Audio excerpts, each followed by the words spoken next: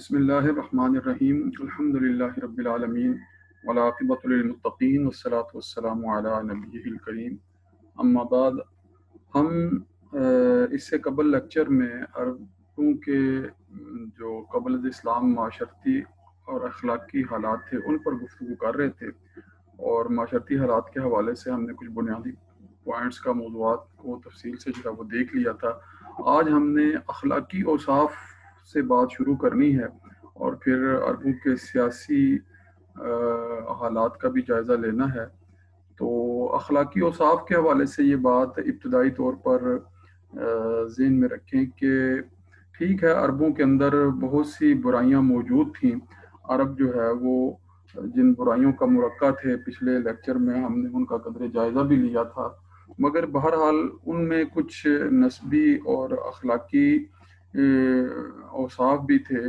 جو عموماً صحرائی لوگوں کا خاصہ ہوتے ہیں۔ تو ان کا ایک مختصر سا جائزہ جو ہے وہ آپ نے اپنے پیش نظر رکھنا ہے۔ مثلاً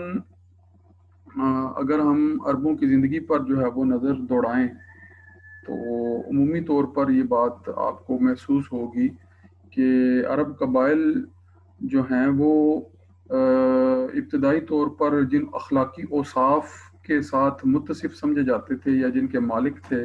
یا جن اخلاقی پہلوؤں کو ان کی زندگیوں میں نمایاں طور پر دیکھا جا سکتا ہے، ان میں سر فہرست جو ہے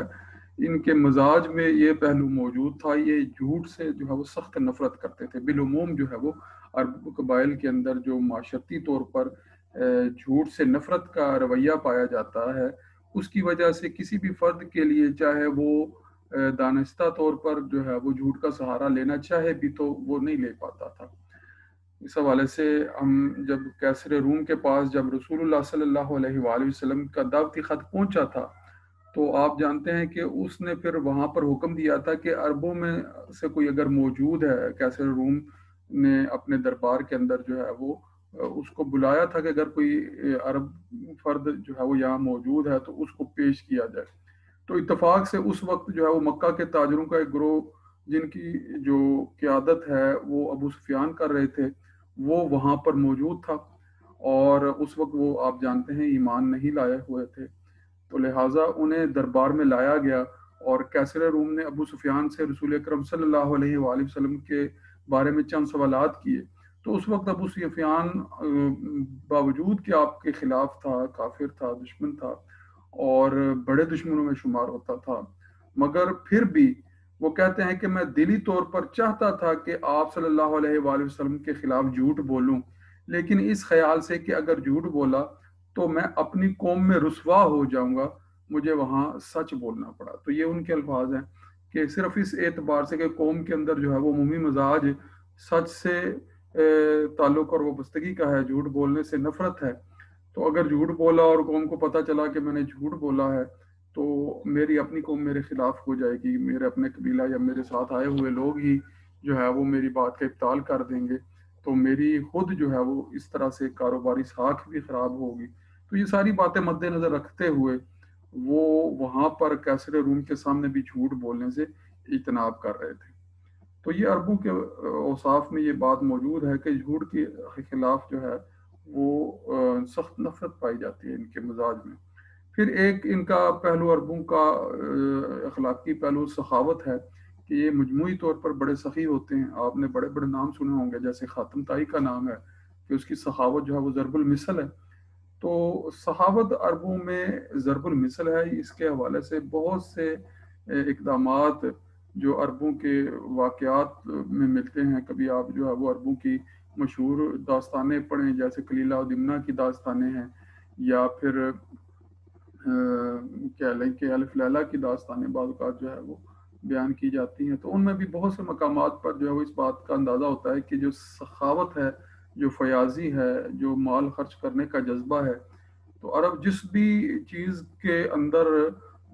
آپ دیکھیں گے ان کو کہ وہ اس میں تھوڑی سی توجہ اور دلچسپی ہو گئی ہے تو پھر بے درے مال اس حوالے سے خرچ کرنے سے وہ باز نہیں آتے تھے۔ آپ جانتے ہیں کہ شراب اگر وہ پیتے تھے تو اس معاملے میں پھر بے درے مال خرچ کرتے تھے، جوا اگر کھیلتے تھے اس میں بھی بے درے مال کرتے تھے، مگر اس کو سخاوت نہیں کہہ سکتے۔ یہ کہہ لیں کہ ایک طرح کی ان کی بری عادات تھی جن میں وہ مال خرچ کرتے تھے، مگر مال خرچ کرنا جو ہے یہ ایک ان کی جو عادت تھی کہ اس میں بڑھ چڑھ جاتے تھے، سب کچھ داؤ پر لگا دیتے تھے. اس پہلو سے اس کو جو ہے وہ سخاوت کی طرف جو ہے وہ سمجھا جا سکتا ہے کہ ان کے اندر یہ وصف تو موجود تھا. اسی طرح بڑے سخت جان تھے، بے پناہ قوت کے مالک تھے. بڑی صحرائی زندگی گزارنے کے بعد صحراؤں کے اندر جو ہے وہ مختلف طرح کی تکالیف برداشت کرنے کے عادی ہونے کی وجہ سے سخت جان تھے، اور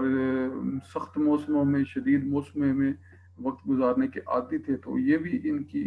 جو ہے وہ خصوصیت ہے کہ یہ بڑے ہی جو ہے وہ سخت جان اور قوت کے مالک تھے. اسی طرح بڑے مہمان نواز تھے. مہمان نوازی ان کا خاص جو ہے وہ تو رائے امتیاز سمجھی جاتی تھی کہ اپنے گھر میں جو کچھ بھی ہوتا تھا یہ مہمان کے سامنے پیش کر دیتے تھے. خود بھوکا رہنا قبول کر لیتے تھے، مگر مہمان کو پیٹ بھر کر کھانا کھلانا اپنا فرض سمجھتے تھے. اور یہ عرب قبائل کے اندر خاص طور پر جو ہے وہ ان کے حوالے سے یہ بات میں جو ہے مشہور ہے. پھر ان کا حافظہ بہت قوی ہوتا ہے. حافظے کی قوت کا یہ عالم تھا کہ ان کو نہ صرف اپنے آباء و اجداد کے انساب جو ہے جو کہ صدیوں پر محیط ہوتے تھے ان کی تفصیلات ازبر ہوتی تھی، بلکہ اپنے جانوروں کے، گھوڑوں کے یا پالتو کتوں کے جو انساب تھے کہ وہ کس نسل سے ہیں اور وہ کس کے پاس سے آئی ہے اور کتنے عرصے سے کہاں پر موجود تھی، اس حوالے سے بھی بہت سی تفصیلات ان کے قلب و ذہن میں جو ہے وہ محفوظ ہوا کرتی تھی. تو عربوں کا حافظہ بھی ضرب المثل ہے، اور ان کے حافظے سے متعلق جو طرز عمل تھا ان میں یہ کہاوتیں یا یہ قول مشہور تھے کہ العلم بالصدور لا فی الکتب، کہ علم وہ ہوتا ہے جو سینوں میں محفوظ ہو جائے، وہ آپ کا علم نہیں جو کتابوں میں ہے. کتابی باتوں کو وہ ابتدائی طور پر علم سمجھنے کے لیے تیار ہی نہیں تھے. کہ علم کی تاریخ میں بھی یہی بات ہوتی ہے کہ علم وہی ہوتا ہے جو آپ کے عمل کا حصہ بن جائے، اور اگر جو ہے وہ محض کتاب کی زینت ہے تو وہ اس کو علم، لکھی ہوئی بات کو جو ہے وہ علم حقیقت میں مارنے کے لیے تیار نہیں ہوتے تھے. اور اس حوالے سے وہ میں نے جیسے کہ ذکر کیا کہ انصاب کو جو ہے وہ اپنے نسل کو، شجروں کو جو ہے وہ حفظ کیے ہوتے تھے. ہزاروں لاکھوں کی تعداد میں اشعار جو ہے وہ ایک فرد کو جو ہے وہ یاد ہوا کرتے تھے، اور شاعروں کے حالات کے ساتھ یاد ہوا کرتے تھے. تو شاعر کے حالات بھی بیان کرتے تھے، اس کے واقعات بھی بیان کرتے تھے، اور پھر اس کے ساتھ منسوب شعر بھی لکھتے اور بیان کرتے تھے. تو اس طرح سے یہ آپ کہہ سکتے ہیں کہ عربوں کی جو حافظے کی قوت ہے وہ بھی کہہ لیں کہ روایتی قبائلی حوالے سے بڑی ضرب المثل ہے، کہ اس حوالے سے وہ کسی کو اپنے اوپر فوقیت لے جانے نہیں دیتے تھے. اسی طرح ان کی ذہانت و فراست اور فصاحت و بلاغت بھی خاص علاقائی وجوہات کی بنیاد پر بہت زیادہ تھی. اور آپ کہہ سکتے ہیں کہ جو عرب شاعر تھے وہ اپنی فصاحت و بلاغت کے جوہر دکھاتے تھے، اور جب مقابلے ہوتے تھے مختلف میلوں میں، ٹھیلوں کے اندر، میلوں کے اندر مقابلے ہوا کرتے تھے، تو ان مقابلوں میں یہ ایسے ایسے اشعار جو فصاحت و بلاغت کا مرقع ہوتے تھے، جو کہہ لیں کہ بعد میں پھر معلقات، سبع معلقات کے طور پر جانے گئے کہ وہ عرب شعراء کے جن کی نظمیں بڑی مشہور ہوئی، سبع معلقات کا جو ہے وہ ذکر کیا جاتا ہے، جس میں امراء القیس کے شعر، طرفۃ بن العبد کے شعر، اور اسی طرح جو ہے وہ زہیر بن ابی سلمہ، یہ بڑے بڑے شاعر اور بڑے نام اسی طرح مشہور تھے. اور اسی طرح فصاحت و بلاغت کے حوالے سے، گفتگو کے حوالے سے، بات میں سلیقے کے حوالے سے عربوں میں جو ہے وہ ہم صحابہ کی زندگی اور ان کے حالات میں جب یہ دیکھتے ہیں تو حضرت صدیق اکبر، حضرت عمر فاروق کی فصاحت و بلاغت جو ہے وہ بڑی شہرت کی حامل تھی. تو یہ کہہ لیں کہ اسلام سے پہلے بھی جو ہے وہ نسل در نسل ان اوصاف سے جو ہے وہ متصف تھے. اسی طرح فنون جنگ میں مہارت اور دلیری اور بہادری، اور پھر اپنے کیے ہوئے قول اور قرار اور زبان کا پکا ہونا، یہ بھی عربوں کے اس جاہلی معاشرے کے اندر موجود تھی. یہ بات ذہن میں رکھیے گا کہ بظاہر معاشرہ جو ہے وہ جاہلی معاشرہ قبل الاسلام کے حالات کی وجہ سے جاہلی قرار دیا جا رہا ہے، کہ جو ہے وہ عقائد کے حوالے سے جہالت پائی جاتی ہے، مگر جو قبائلی خصوصیات ہوتی ہیں، یقیناً عرب معاشرہ ان قبائلی خصوصیات میں جو ہے وہ بڑا ہی اعلیٰ اور باکمال معاشرہ تھا، اور یہ خصوصیات جو میں نے آپ کے سامنے رکھی ہیں، اگر ان کی روشنی میں اس معاشرے کی ایک تصویر کشی کی جائے تو قبائلی زندگی میں رہتے ہوئے دلیری، بہادری، سخاوت، جرت، سخت جانی اور پھر جو ہے وہ مہمان نوازی، یہ سارے پہلو اگر ان کا مجموعی طور پر جائزہ لیا جائے تو اب عربوں کا معاشرہ جو ہے وہ اس جو ہے وہ اعتبار سے، اس معاشرت کے اعتبار سے کہ جو معاشرت جو ہے وہ قدیم لوگوں کی معاشرت قبائلی زندگی کے اندر تصور کی جا سکتی ہے، اس معاشرت کے اعتبار سے بڑا ہی قوی اور مضبوط معاشرہ تھا جس میں عرب جو ہے وہ رہ رہے تھے۔ تو یہ میں نے آپ کے سامنے جو ہے وہ کچھ عربوں کے معاشرتی اور اخلاقی پہلو جو ہیں وہ بیان کیے ہیں۔ اب آگے جو آپ کا موضوع بنتا ہے وہ قبل از اسلام عربوں کے سیاسی حالات ہیں، اور سیاسی حالت عربوں کی کیسی تھی اس کو سمجھنے کے لیے اس وقت کی عرب قبائلی حیثیت اور ان میں مختلف قبائل کیسے تھے، کون سے تھے، ان کا ماضی کیسا تھا، وہ کن سے تعلق رکھتے تھے، یہ باتیں بنیادی طور پر جاننا بڑا ضروری ہیں۔ تو پھر اس وقت کے عرب معاشرے کی حالت کا سیاسی طور پر اندازہ کرنا آسان ہو جائے گا۔ تو اس حوالے سے یہ بات تو ذہن میں رہنی چاہیے کہ عرب جزیرہ نما عرب میں جس طرح رہ رہے تھے تو وہ کوئی باقاعدہ ریاست نہیں تھی، جس طرح کیسر روم کی ریاست آپ کہہ سکتے ہیں ایک طرح کی ریاست قائم تھی، یا کسرا کی ایران کے اندر جو ہے وہ حکومت قائم تھی، سیاسی نظم و ضبط تھا، اس کے تحت جو ہے وہ قبائل بہت سی باتوں کے پابند ہوتے تھے۔ تو ایسا کوئی ریاستی معاشرہ یا ریاستی حکومت نہ تھی باقاعدہ، بلکہ ہر قبیلہ اپنی جگہ ایک مستقل حکومت کی حیثیت سے رہ رہا ہوتا تھا۔ ہر قبیلے کا، آپ اسے قبائلی نظام اس لیے کہتے ہیں کہ ہر قبیلے کا اپنا نظام ہوتا تھا، ان کا اپنا قانون چلتا تھا، ان کے اپنے سردار، ان کے اپنے جو ہے وہ سربراہ جو ہے وہ ان کی لوگوں کے درمیان، اپنے خاندانوں کے درمیان خود فیصلے کیا کرتے تھے۔ کوئی مرکزی نظام حکومت یا مرکزی سربراہ نہیں ہوتا تھا کہ جس کے تحت سارے قبائل جو ہے وہ ہوں اور وہ ان کی طرف جو ہے وہ رجوع کریں۔ آپ یہ بات جانتے ہیں کہ رسول اللہ صلی اللہ علیہ وآلہ وسلم کی ولادت سے پہلے کچھ عرصہ قبل عرب میں غسان اور ہیرا کے نام سے دو ریاستیں وجود میں آئی تھیں، یعنی کافی پہلے کی بات ہے، آپ سے کی بعثت سے اور آپ سے کی بلکہ پیدائش سے بھی پہلے کی بات ہے۔ اور ان میں پھر جب ان ہیرا اور غسان کی ریاستیں اپنی اپنی جگہوں پر قائم ہوئیں تو ان کے درمیان جو ہے وہ پھر قبضے کے حوالے سے، علاقائی طور پر اپنی بالادستی قائم کرنے کے حوالے سے ان کے درمیان اکثر جو ہے وہ لڑائی رہا کرتی تھی، اور ان کی اپنی لڑائیاں بھی تھیں، اور پھر جب کیسر روم کو اس بات کا پتہ چلا کہ وہاں پر جو ہے وہ غسان جو ہے وہ غسانی حکومت اور سلطنت نے جو ہے وہ قبضہ کر لیا ہے، تو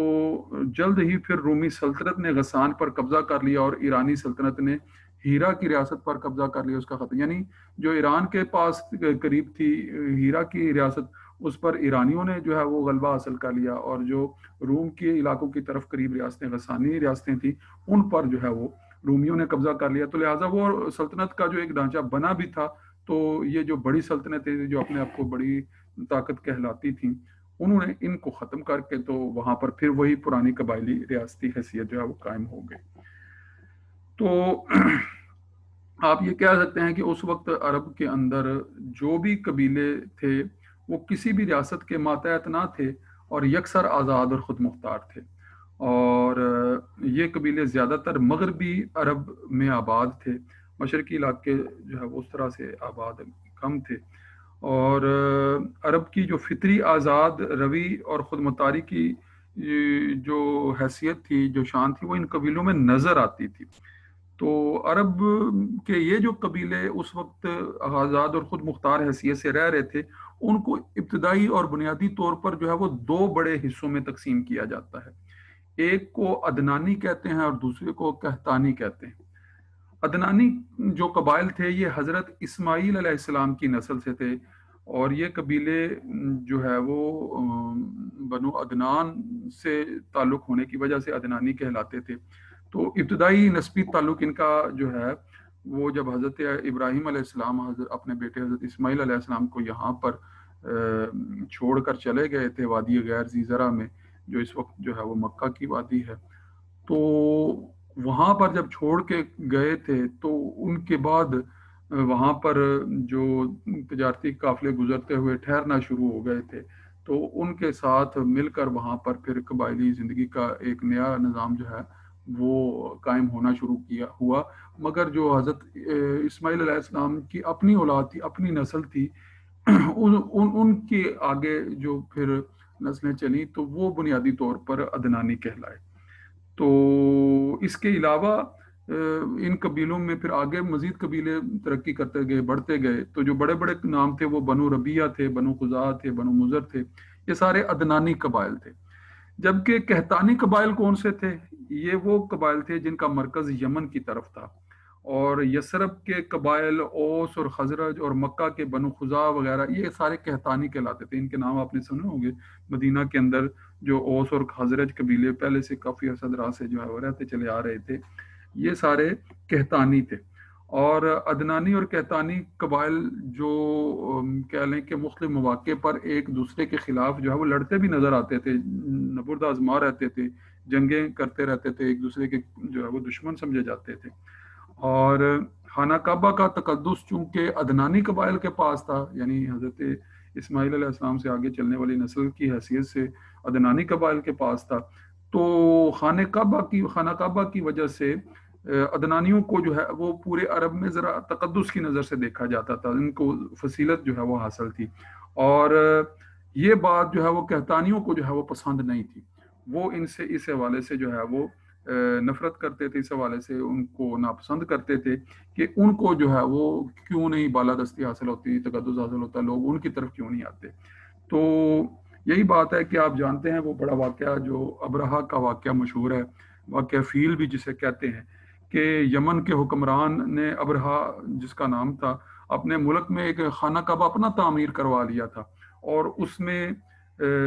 جو ہے وہ لوگوں کی عبادت کے لیے جو ہے وہ کہنے لگا، اور اس کی طرف جو ہے وہ کوششیں کرنے لگا، مگر بڑی تگ و داو کے باوجود جو ہے وہ جب لوگوں کا رجحان جو ہے وہ مکہ مکرمہ سے منحرف نہ ہوا، اور جو یمن کی سرحدوں کی طرف جو ہے اس نے جو مقابلے میں خانہ کعبہ کی طرح کی عمارت تعمیر کروا کے مذہبی مقام جو ہے مقرر کرنے کی کوشش کی تھی، تو اس مقصد میں جب وہ اور ناکام ہوا تو غصے میں آ کر اس نے پھر یہ فیصلہ کر لیا تھا کہ وہ خانہ کعبہ کو مٹا دے گا، تلف کر دے گا، گرا دے گا، اور اس مقصد سے وہ پھر بڑا ہاتھیوں والا لشکر لے کر جو ہے وہ چڑھائی کی غرض سے خانہ کعبہ کی طرف آیا۔ اور آپ جانتے ہیں کہ سورہ فیل کے ضمن میں ہم ان واقعات کو پڑھتے بھی ہیں کہ کس طرح پھر خانہ کعبہ کی حفاظت جو ہے اللہ رب العزت نے خود فرمائی، اور ان کو جو ہے وہ اپنے لشکروں کو جو ہے وہ کہہ لیں کہ بڑی ہی معمولی مخلوق سے جو ہے وہ شکست سے دوچار کر دیا۔ تو اللہ تعالیٰ نے تو اپنے گھر کی حفاظت خود فرما لی، اور ابرا اور اس کا لشکر تو برباد ہوا، مگر یہ ہے کہ قبائل کے درمیان جو عدنانی اور قحطانی کے درمیان جو دشمنی کا پہلو تھا وہ پھر بھی جو ہے وہ کم نہ ہوا، وہ اپنی نفرت کی آگ میں جو ہے وہ آگے بڑھتے رہے۔ یہی دشمنی تھی کہ جس کی وجہ سے پھر بعد میں مسلمہ کذاب نے جو ہے وہ جو قحطانیوں میں سے تھا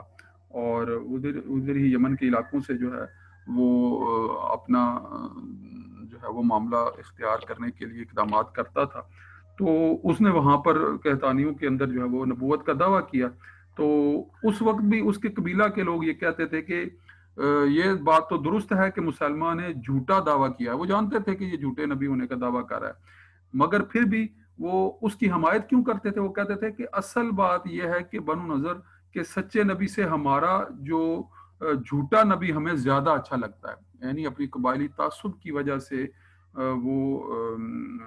عدنانیوں میں سے بنو نذر کے جو اندر آپ صلی اللہ علیہ وآلہ وسلم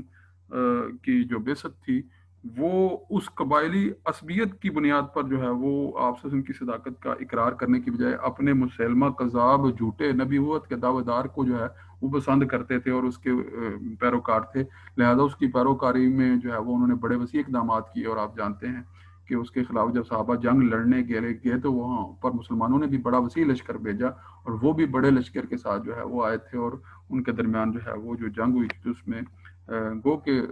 मुसलमान कज़ाब और उसके दावों का खात्मा तो हुआ, मगर एक बड़ी तादाद में मुसलमानों ने भी जाम शहादत जो है वो नोश किया, और उसमें हुफ़ाज़ की तादाद जो है वो बहुत ज़्यादा थी जो इस जंग में शरीक थे। उसी के बाद जो है वो फिर आप सल्लल्लाहु अलैहि वसल्लम पर नाज़िल होने वाली किताब कुरान मजीद की हिफाजत के लिए जो है वो हज़रत सिद्दीक़ अकबर और बाद में हज़रत उमर फ़ारूक ने जो है वो बड़े पैमाने पर इसकी किताबत के, इसकी जम तदवीन के और इसकी हिफाजत के हवाले से जो है वो किताबी नुस्खों में मुदव्वन शक्ल में मुरतब करके लोगों तक पहुँचाने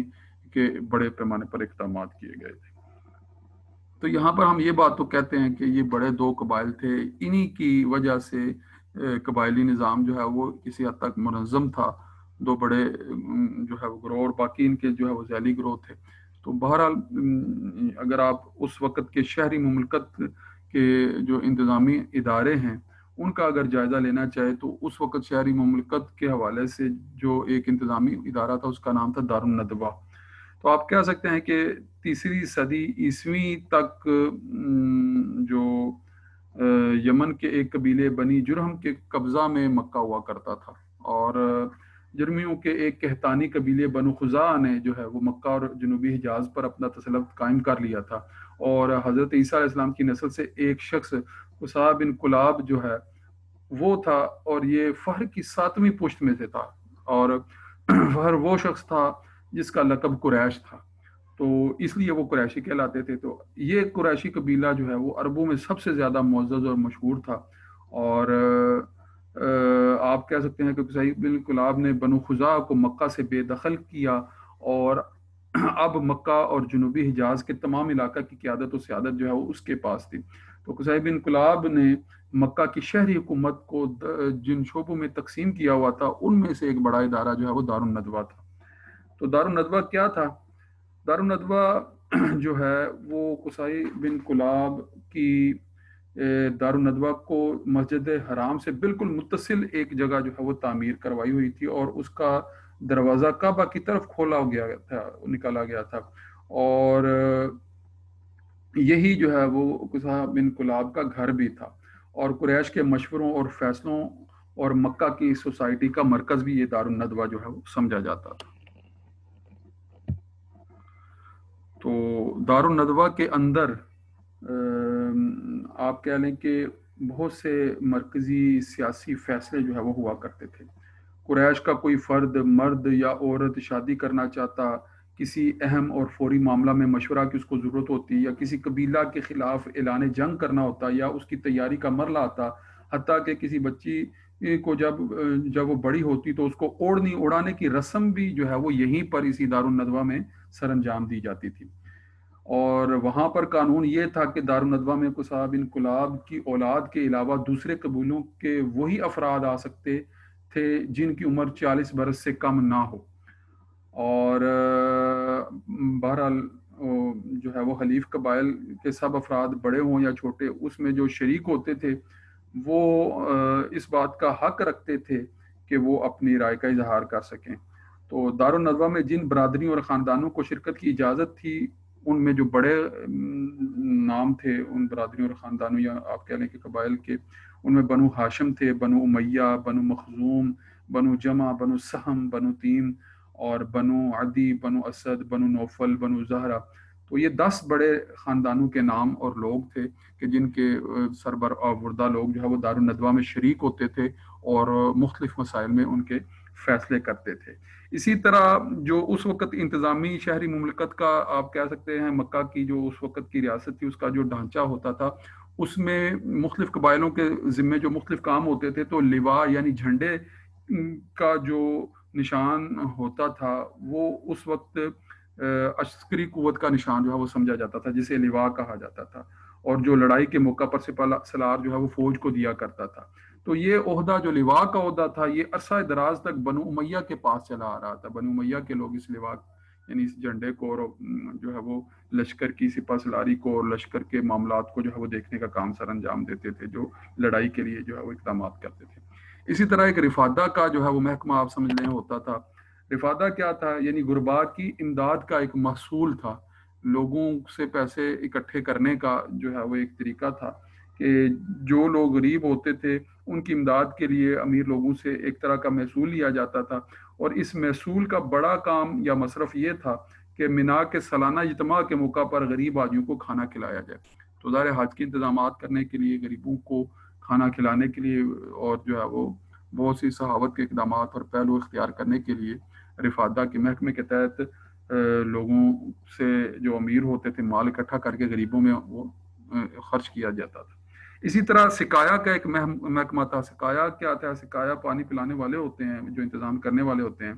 تو مکہ کے اندر حاجیوں کا، جو لوگ دور دراز سے آتے تھے، وہاں پر ان کا پانی پلانے کا نظم و نسق چلانے کا جو ہے وہ ایک باقاعدہ محکمہ قائم تھا، جس کے بہت سے جو ہے وہ ذمہ دار تھے۔ اسی طرح حجابہ یعنی خانہ کعبہ کی نگرانی اور کلید برداری کی ذمہ داری، یہ بھی ایک مستقل جو ہے وہ منصب تھا جس پر لوگوں کو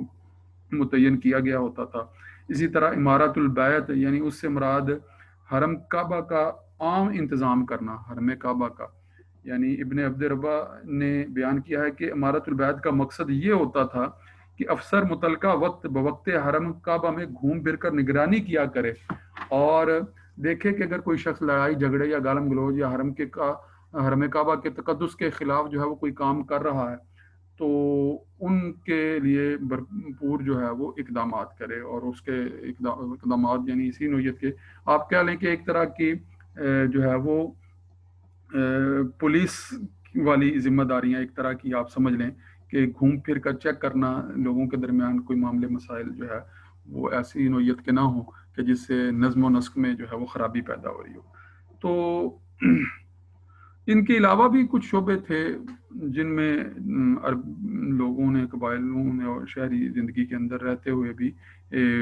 شہری انتظامات جو ہے وہ قائم کر رکھے تھے، وہ سارے جو ہے وہ اپنی ابتدائی اور سادہ نوعیت میں تھے۔ اور اگر دیکھیں تو اس کے علاوہ حفاظہ کا، اجازہ کا، اشناق کا، سفارہ، یہ بہت سے اور محکمے ہیں۔ تو ان محکموں اور ان حکومتی انتظامات سے متعلق جو ہے وہ اگر ہم دیکھیں تو ڈاکٹر محمد حمید اللہ نے اپنی کتاب میں لکھا ہے کہ وہ جو ابن عبد ربہ کے حوالے سے وہ لکھتے ہیں کہ عہد نبوی میں جو نظام حکمرانی تھا، یہ ان کی کتاب کا نام ہے، اس میں وہ کیا لکھتے ہیں کہ مکے میں 10 سرکاری عہدے تھے جن کو 10 قبائل کے سردار موروثی طور سے سر انجام دیا کرتے تھے۔ تو یعنی نسل در نسل موروثی طور پر یہ جو ذمہ داریاں تھیں، لواء کی، رفادہ کی، سکایا کی، حجابہ کی، امارت البیت کی، حفاظہ کی، اجازہ کی، اشناق، سفارہ، یہ جو مختلف ذمہ داریاں تھیں، یہ جن جن قبائل کے، جن جن خاندانوں کے سپرد تھیں، یہ نسل در نسل انہی کے اندر جو ہے وہ آگے چلتی چلی آ رہی تھی۔ بہرحال آپ جب عربوں کی تاریخ کو مزید کھنگالتے ہیں تو یہ بات بھی پتہ چلتی ہے کہ 7ویں صدی عیسوی کے آغاز میں جو مکہ کی شہری مملکت ایک طرح کی قائم ہوئی تھی، وہاں انہوں نے تقریباً آپ صلی اللہ علیہ وآلہ وسلم کے بعثت کے دور میں اس کے قریب جو ہے وہ حکومتی مملکت کے شعبوں کی اثر نو تنظیم بھی کی تھی۔ اور اگر ہم اس تنظیم کا جائزہ لیں تو آپ صلی اللہ علیہ وسلم کی بعثت کا یہ تقریباً 7ویں صدی عیسوی کا دور بنتا ہے۔ آپ صلی اللہ علیہ وسلم کی کہہ لیں کہ باقاعدہ اعلان نبوت سے پہلے جو ہے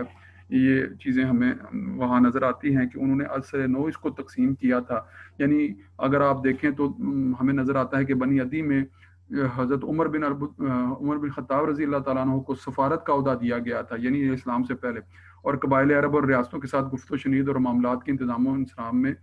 جو ہے وہ قریش کی نیابت کرنا، یہ ان کا کام تھا حضرت عمر فاروق رضی اللہ تعالیٰ عنہ کا، یہ اسلام سے پہلے۔ اسی طرح بنی حسیس میں حارث بن قیس کو خزانہ کا جو ہے وہ انچارج بنایا گیا تھا، اور فوجی کیمپ کا انتظام اور جنگ کے موقع پر لوگوں کو جمع کرنے کا کام، یہ عہدہ حضرت خالد بن ولید رضی اللہ تعالیٰ عنہ کے پاس تھا۔ اسی طرح دیت یا خون بہا، جرمانے اور مالی تاوان کے معاملات، یہ عہدہ جو ہے وہ حضرت عبداللہ بن عثمان یعنی صدیق اکبر، جو بعد میں اسلام لانے کے بعد ابوبکر صدیق رضی اللہ تعالیٰ عنہ کے نام سے مشہور ہوئے، تو یہ دیت، خون بہا وغیرہ اور جرمانے اور تاوان کے معاملات جو ہے وہ ان کے ذمہ ہوا کرتے تھے۔ اسی طرح اسد بن عبد العزیٰ کو ندوہ کا صدر بنایا گیا تھا، اور عباس رضی اللہ تعالیٰ عنہ بن عبد المطلب کو سکایا یعنی حاجی کو پانی پلانے کے اوپر مقرر کیا گیا تھا۔ حارث بن عامر کے سپرد جو ہے وہ رفادہ یعنی غریب حاجیوں کی امداد کے عملی محصول اکٹھا کرنے کا کام تھا۔ اور اسی طرح جو ہے وہ لواء کا منصب، یہ قریش کی فوجی سپہ سالاری کا جو منصب تھا، یہ ابو سفیان کو دیا گیا تھا جو بنو امیہ میں سے تھا۔ تو یہ اس وقت کی انتظامی حکومتی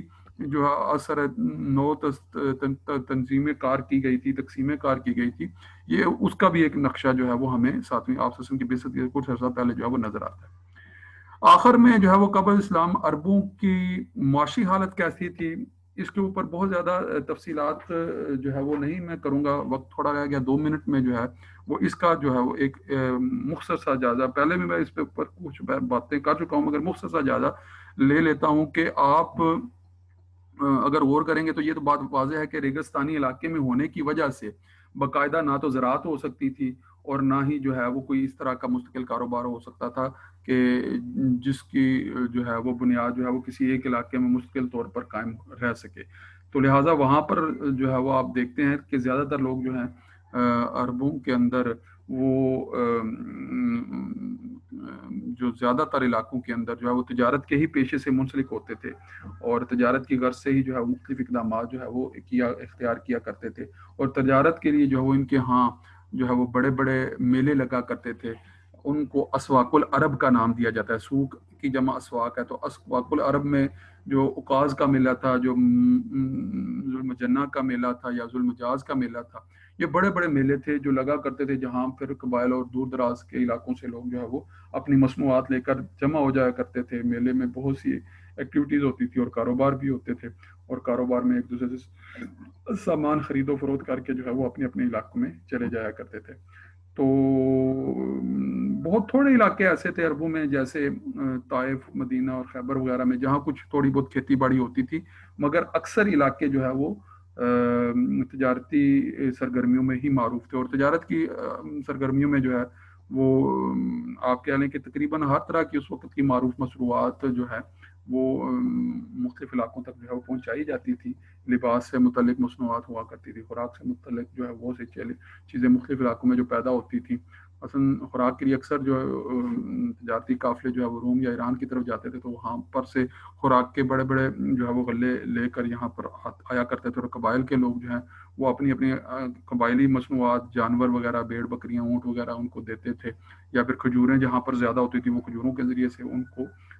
خرید و فروخت کرتے تھے۔ اور عمومی طور پر جو ہے وہ سونے اور چاندی کے سکے ہی رائج تھے جو تجارتی تقسیم میں جو ہے وہ اختیار کیے جاتے تھے۔